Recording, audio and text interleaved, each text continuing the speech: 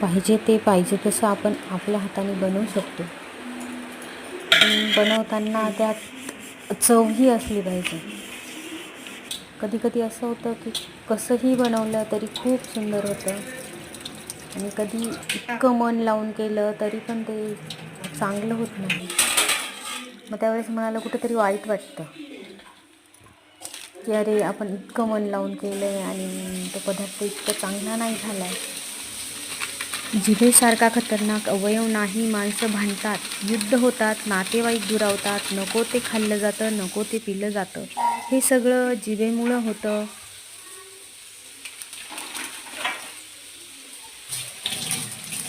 सांगावे त्याला जो कुणाला सांगणार नाही, मागावे त्याला जो देईल स्वखुशीने. आवडून घ्यावे तेच जे मिळाले आहे नशिबाने, आणि नाते जोडावे त्यांच्याशी जे निभावतील. नातं निभावणं हे कुलपाकडून शिकावं. ते गंजून जाईल, तुटून जाईल, पण चावी नाही बदलणार.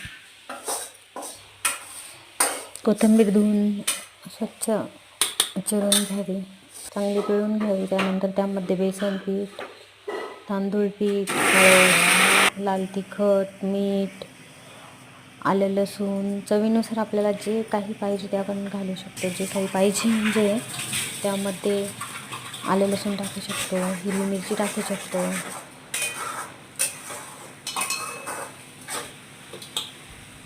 जर तुम्ही बरोबर आहात तर काही सिद्ध करण्याचा प्रयत्न करू नका. फक्त शांत राहा, वेळ स्वतःच साक्ष देईल.